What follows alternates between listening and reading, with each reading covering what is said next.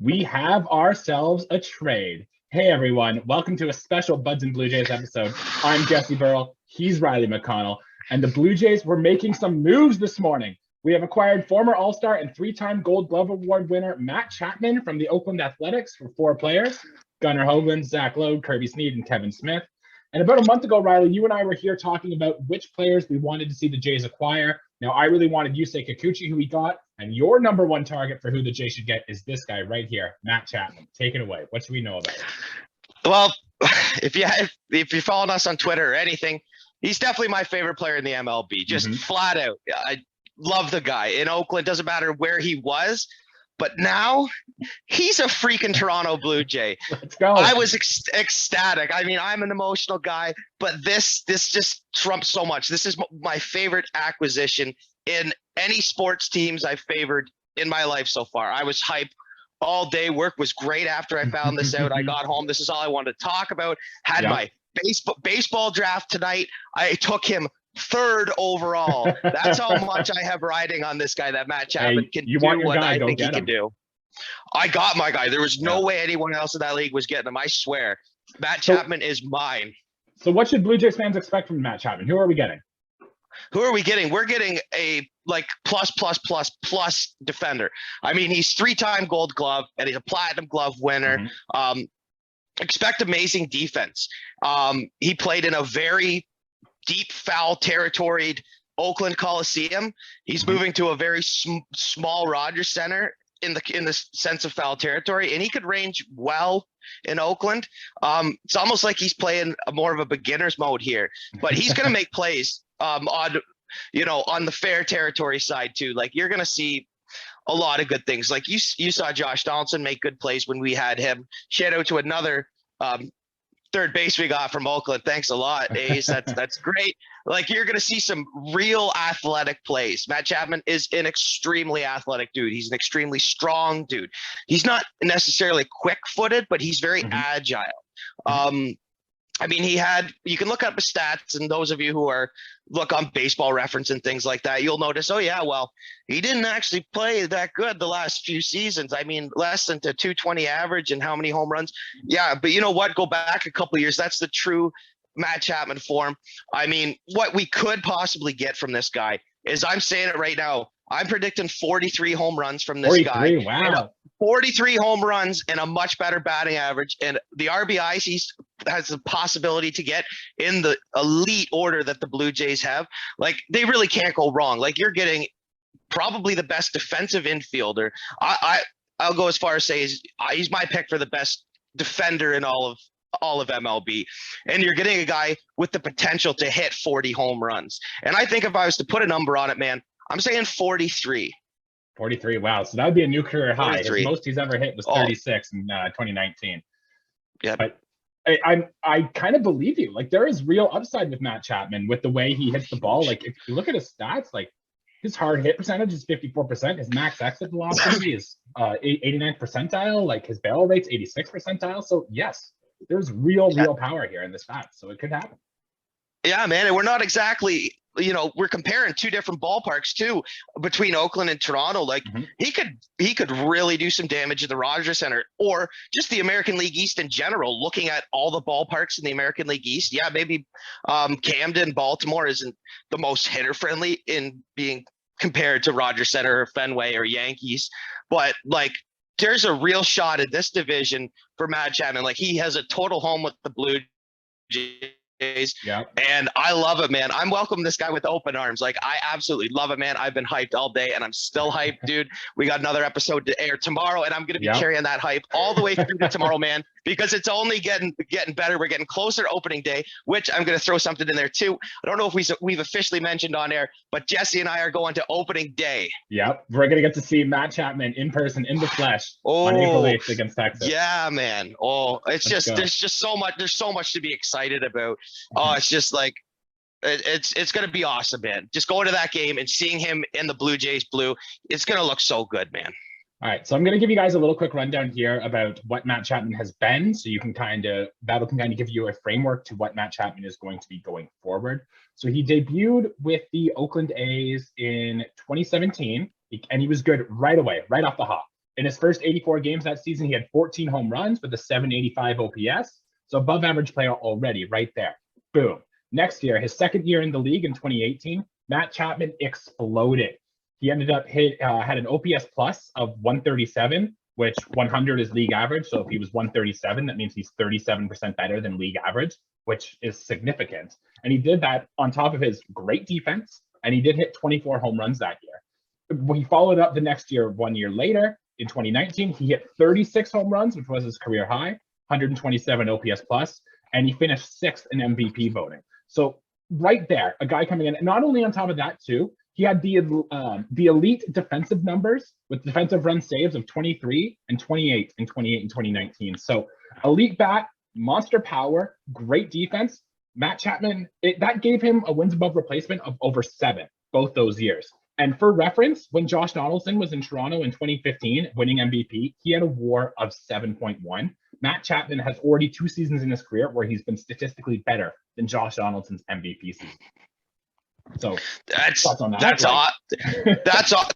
just everything that's coming out of your mouth right now just is music to my ears. I don't know if this is a popular opinion, but I certainly have this opinion, is that Josh Donaldson in 2015, there's no denying it, had an amazing season for us. Mm-hmm. Like, he really carried our team well and was great. I love Josh Donaldson. I'm just going to go out there and say it, that I think that Chapman has a higher ceiling than Josh Donaldson could even ever fathom. Like, it's not that Donaldson got lucky. That was him maxed out to the fullest. He might have he played above his, like, what I think he was even capable for. Like, he did amazing. But I just think, like, if you could compare it with throwing in defense there, Donaldson is a great defender. I mean, still, he's an aging guy, but he's still a plus defender and a plus power hitting bat. But I mean, at the very best that Matt Chapman can be, he slaughters Donaldson in the numbers. He's just got to be on point. That hip has got to be treating him real good. He's got to be comfortable. Like, we've seen him a short little stint about how he talks. He's ready to start a new portion of his career, meaning he just wants to get out of Oakland. That's great. He's going to a hitter-friendly ballpark. And like, from what I've heard, he's a good clubhouse guy. Doesn't surprise me. Really doesn't surprise me. Yeah.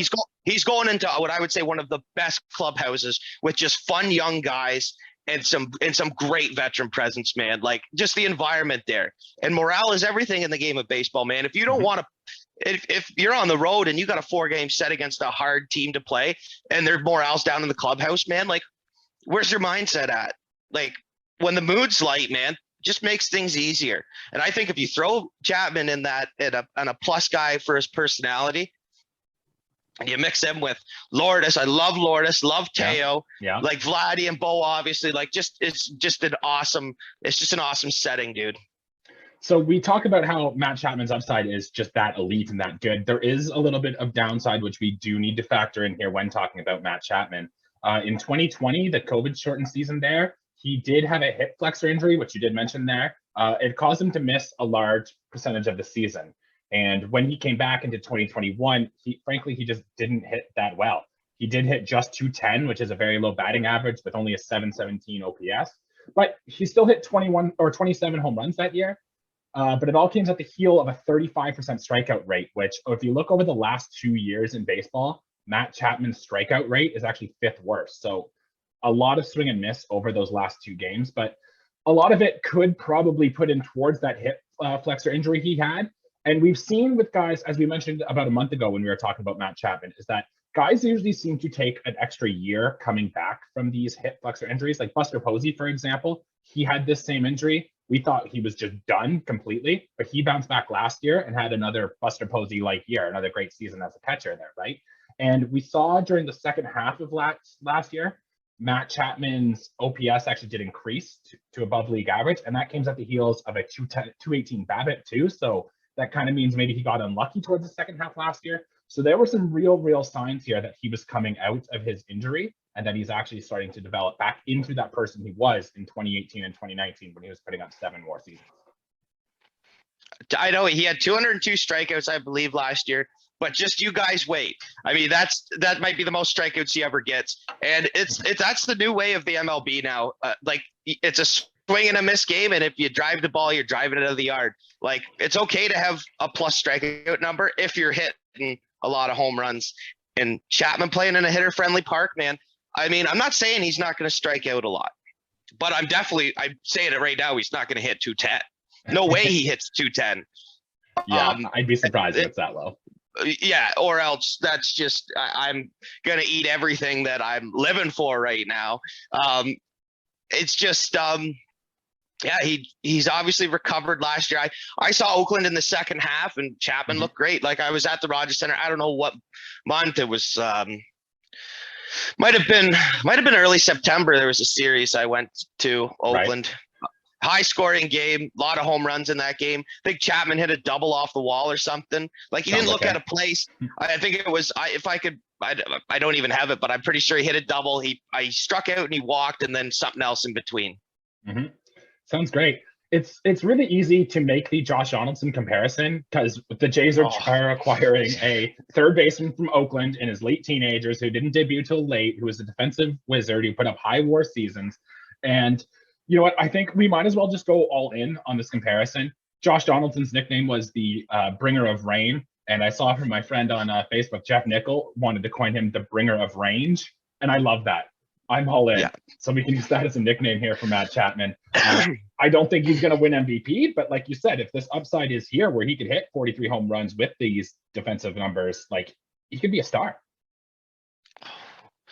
You know what? If it weren't for that injury, I feel like we would see him in a higher regard, which I'm okay with. Like, I like to cheer for an underdog. I got nothing wrong with that. I just think, for those of you who know him and are like me and are passionate, I know there's a follower on our Twitter page that said the exact same thing. Oh yeah, we should have definitely gone after this guy. Loves that he's there. I think that's great. For those of you who maybe haven't watched a lot of American League West games and, don't really stay up late enough to watch those games, he's just going to be a fun player to watch. Like, he's going to make a lot of web gems. I mean, we haven't had a guy like that really since Kevin Pillar making unreal plays every night. I feel like Chapman will be that guy for the Jays. He's going to put butts in the seat.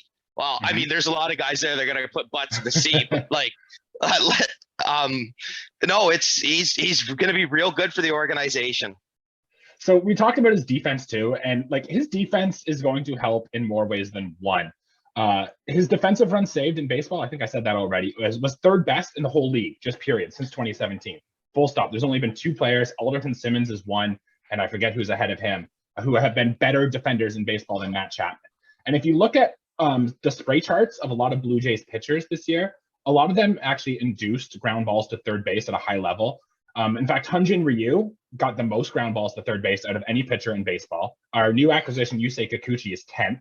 And Brios and Manoa got a lot of ground balls there as well. And the Jays last year led baseball in inducing ground balls to third base. So now you have Matt Chapman there instead of the likes of like Joe Panik, Breyvic Valera, Kevin Biggio, and Santiago Espinal, who all vary from all right to kind of crappy, defensive at best. So now you're putting Matt Chapman there at defense. Like, here's the quote that Ross Atkins said about Matt Chapman today.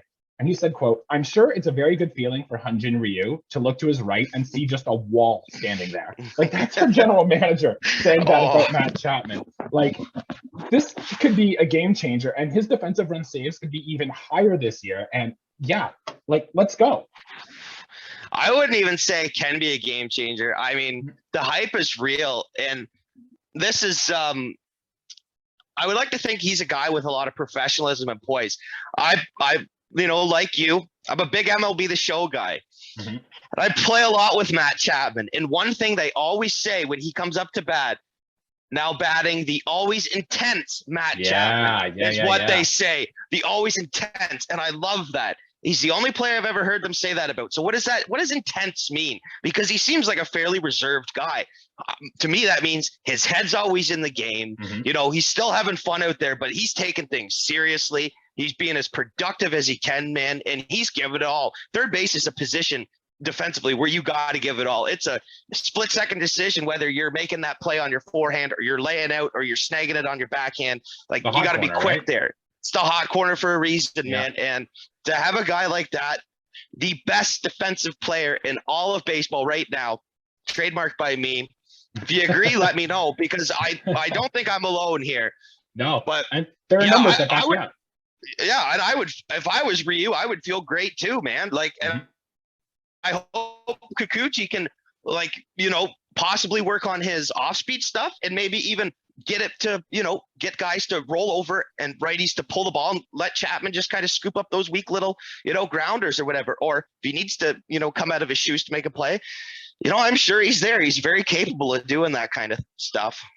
Right. So in order to get this guy, the Jays did need to trade some people away. So let's talk a little bit about who we gave up. We ended up giving up 4 players to Oakland, 3 pitchers, 1 position player. It was Gunnar Hoglund, who was our first-round pick in last year's draft. And now he's probably the main get for Oakland. Like, he was the Blue Jays' #1 pitching prospect. A lot of scouts in the year we took him said he would have gone earlier. He probably would have been a top 10 pick if he wasn't currently recovering from Tommy John surgery. Some people thought he could reach the majors quickly, a lot like Alek Manoah did after the Jays drafted him a few years back. So this is kind of the big piece that the Blue Jays are losing here. But honestly, losing Gunnar Hoglund doesn't really hurt as bad because we already have Alek Manoah, Jose Barrios, Kevin Gausman locked up for at least 5+ years on all 3 of them. So losing Gunnar Hoglund, a guy who could probably join that rotation in a few years, doesn't seem to hurt this team as bad. So perfect there. We also had to trade away Zach Logue. And Zach Logue was a lefty who kind of came out of nowhere in the system last year. He had a sub-4 ERA. He's got that low arm slot fastball that seems to be trendy in the scouts world now. And he pitched well over a strikeout inning for AA and AAA last year. And Riley, you know how when we were talking about Kikuchi, how we really wanted Kikuchi, and how this episode probably really wanted Matt Chapman. I'm pretty sure when we did our prospects episode a month ago, I mentioned Zach Logue is probably going to be trade bait because Ross Atkins kept mentioning him kind of unprompted whenever they were talking about something. So I thought they were trying to build his value so they could trade him out. And that's exactly what they did here. So, yeah. I mean, I think the Toronto Blue Jays government's going to be after us, trying to get a crystal ball for us, predicting stuff, man. I mean, this is outrageous. I forgot about that Zach Logue thing. And to me, that's fine. Like, I'll let you continue with your trade. I think you're going to refer to the position players soon. Yeah. But, like, I mean, so far you're naming guys. And to me, let's pretend that I'm just an average guy. Like, I haven't heard any major league players right now. Oh, so, like, no one at a major league level. And we just got the best defender in all of baseball for no one off our MLB roster. That sounds pretty good to me so far. So good, right? Yeah. So far, so good. 2 other guys that the Jays had to trade away. Now, this guy did technically play on the Major League roster. We had to get rid of Kevin Smith, but he only played 36 plate appearances with the Jays last year. He's currently projected to be a low-end regular or maybe a good guy off the bench. But there are some trendy, like, beneath the hood stats about Kevin Smith. He actually led the whole Blue Jay system in barrel rate last year. So we got more barrel on baseball than anyone in the Jays farm team. He did hit 21 home runs with just 400 plate appearances. So you can kind of see why Oakland likes this guy. They can get him in here, they can see him develop, and they can see him run. But same deal. He didn't have a spot here on the Blue Jays team, especially with Espinal and these other guys that the Jays are going to have on their bench. So we're trading from a position of strength in order to get Matt freaking Chapman on our team. So absolute win. And Kirby Snead, the last guy we got for it, he's a reliever. He was saving games for Buffalo last year. He does strike batters out, but he also walks a lot of guys. So not a lot. Great man.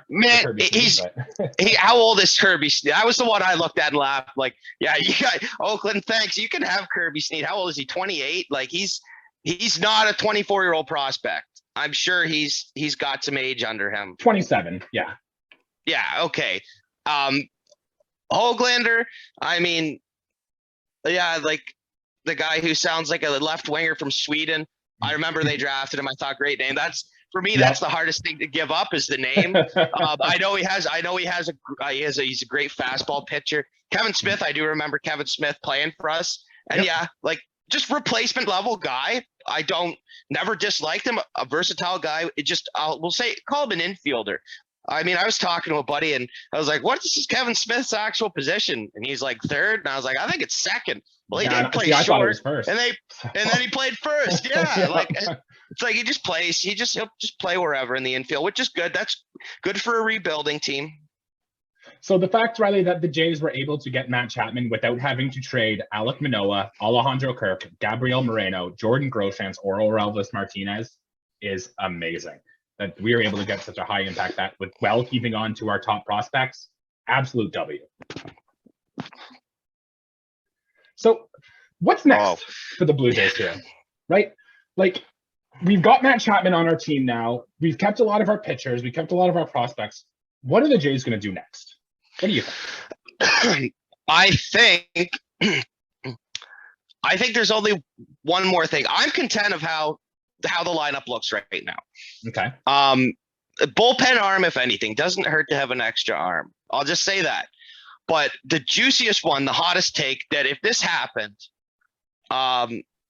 first of all, we're going on there every night almost, and just talk about the games, because there's going to be so much to talk about, and that would be Jose Ramirez. Right. If I mean, that would be a huge splash. I don't know what that's going to do to the payroll, but I mean, we're already looking at one of the best infields, if not the best infield in baseball. So I don't know, Jesse, you tell me what's next for us. If I have the money to put aside for Jose Ramirez, I'd probably do it. What do you think, man? Yeah, Jose Ramirez actually isn't making a ton of money either. He's under team control for 2 more years. I don't have the exact number here, but it's fairly reasonable for the production you get.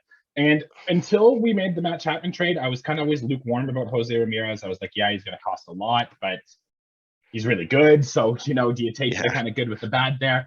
I think we go for it, though. I think with the Matt Chapman trade, with the pitchers that we have, the Jays have kind of shown that we're all in.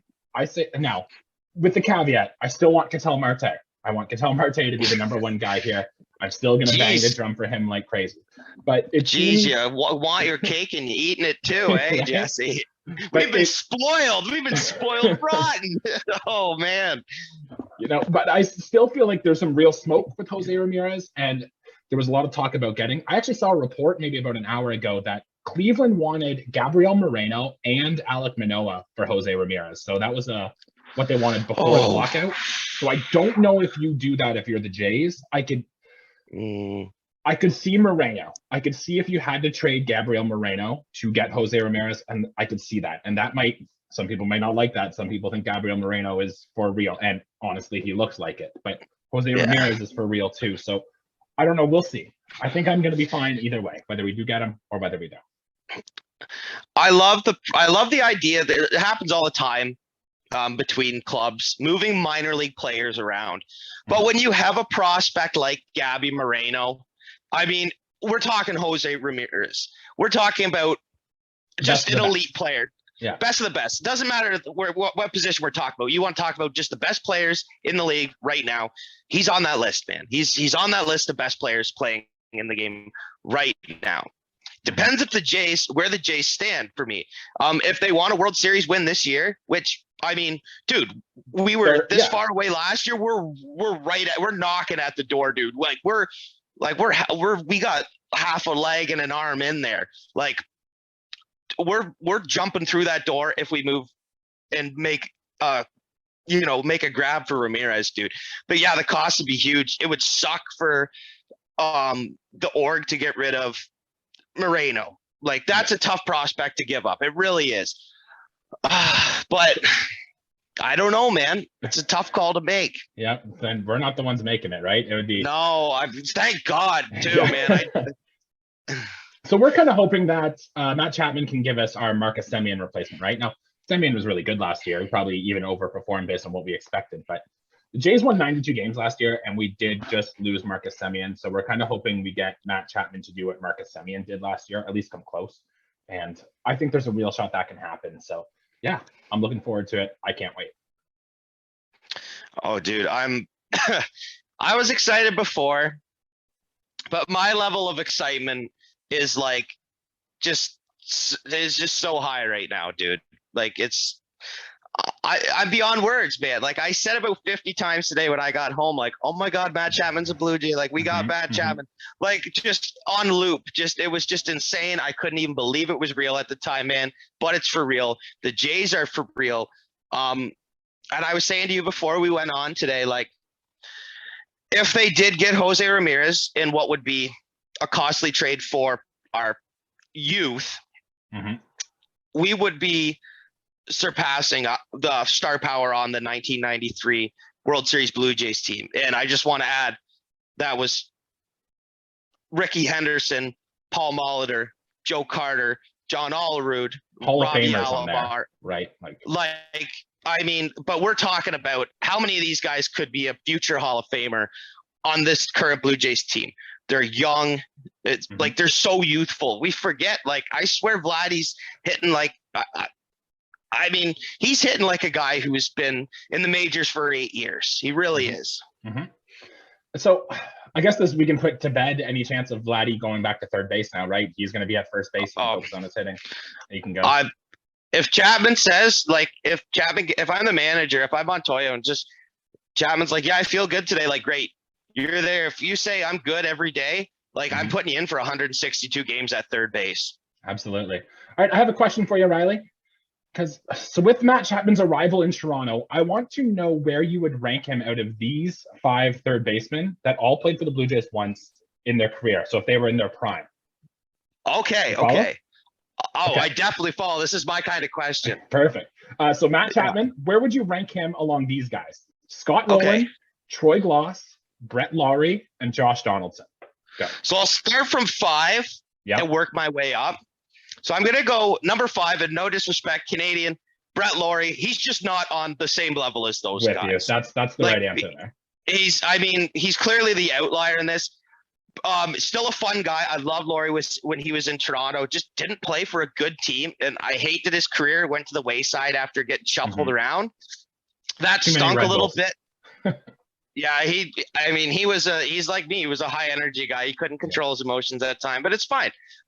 He was still good for us. A lot of people will remember him, man. But sadly for this list, I got to put Lawrie number 5. Yep. Don't worry, you don't have to repeat. I know what I'm doing. I'm just trying to think here. Let's go. I got to put Troy Glaus on that 4 spot. A big power hitter. But he lacks the tools. He's a big dude, but he's less agile than even Scott Rowland. Wasn't a fast guy, but he was more agile. Troy Glaus was definitely a pure power third baseman. He could have been a first baseman. He probably did play first base throughout his career too. He had a great strong throwing arm. He could hit the ball hard. He was. I don't know what the stats in 2006 read, but I'm sure he was tearing the cover off the ball. So all these plays. So just to reiterate, these are when they played for the Blue Jays or in their prime. So I'm thinking, let's go with their prime. Okay, Scott Rowland only played the 1 year, right? So I'm still sticking with this order here. Yep. I'm just having troubles with this next one. I think for number 3 could be blasphemy for a lot of Jays fans, but I'm going to throw Donaldson number 3 on that list. Actually, obviously was the MVP in 2015, so that's his prime. Yep. My next day, and I'll talk about my top 2 in a second, but Josh Donaldson, is an all-time great. I don't know if he played enough years to get on the roll of excellence. Right. But he certainly was cut short. Definitely. But had he played, he could have been, for guys who played the least amount of time in Toronto, we'll say, he would be my number 1 guy to put on that. I mean, he led our teams to playoff runs. Like, he won an MVP. He was a superstar. He was, the third baseman in the American League. Yep. And when he was with the Jays, he was stellar. Number 1 and number 2. Who do you got? So number 2, I don't know if it'll come as a surprise. It's more of a surprise to me. But number 2, I'm throwing Matt Chapman down there. Still more to prove. I don't even know if that list will change because number 1 is a for sure Hall of Famer in my books. Right. Scott Rowland, your favorite player of all time, right? And Donaldson, Glaus, and Lawrie are not Hall of Famers. Scrap that. Chapman, there's still a possibility for that to happen one day, perhaps. But yeah, Chapman, the best defender out of all of them, is middle of the road when it comes to power, and maybe below average as far as his if he average. hits 43 home runs, then maybe not. But but number 1 is Scott Rowland. Like, he didn't necessarily hit a lot of home runs, But dude, Scott Rowland was just, oh man, didn't make it to the Hall of Fame. Kind of broke my heart. He's gonna We'll get get it. there. He'll get there next year. He was. I'm pretty confident. You want to talk about a 5-tool third baseman in the 2000s? Like there was no better 5-tool guy at third base. I mean, here's just a fun name to throw out. That he was a little bit better. I think quite a bit better than, but still, I would say very underrated. Not Roland. Roland's right where he should be. He's on that peak. He was like an Aramis Ramirez, but much better. Yeah, I was trying to get you caught up in something there because Matt Chapman's your favorite current player in baseball, and I know Scott Rowland was your favorite of all time. So I'm trying to get you to pick between children here, basically. Yeah, no, Jesus, is it? Yeah, you're making Jimmy and Timmy fighting over who gets to sit in the front seat with Dad. Right, well, oh man, no, we'll give it to the older kid. There you go. Make the young one earn it, I guess, eh? Yeah, well, he's got a lot to prove, and he's gonna, man. He's gonna. Hey, we're hoped. That'll do it for our Matt Chapman discussion here. Went a little longer than we thought, but we're excited. We hope you guys, your Jays fans, you're excited too. I can't wait. I just want to do, before we get out of here, 2 things. One, I want to wish a happy birthday to Vladimir Guerrero Jr. Still so young. Happy birthday to him. That's great. And I want to have bring back our This Buds for You segment. We just got some kind of sad news before we got on the show here that former Blue Jays announcer and the host of Blue Jays Central, Jamie Campbell, just got diagnosed with chronic lymphocytic, I think it is, leukemia. So he's battling with cancer. We obviously feel for him. We hope he has a good, speedy recovery here. But he did say on his Twitter that he plans to be there for opening day. So good to see Jamie Campbell there, and we hope he can win this battle here. Man, he's with us. Campbell has been there along the ride with us. He is such an important part of the organization and our broadcast crew, man. Mm-hmm. This I want him to be strong. I want him to be healthy, man. And we're with you. Not much you and I can do, but we support you, man. We straight up support you. The whole Jays community loves you. And I want to throw something out too. Jamie Campbell is just a good guy. Yeah, I know this wasn't part of the thing, Jesse. I know, but I got something to add because Campbell is such a good guy. He had his Twitter DMs open and said, this was when the COVID stuff started, right? And said, if anyone's could use, a laugh or, like just a conversation, like message me.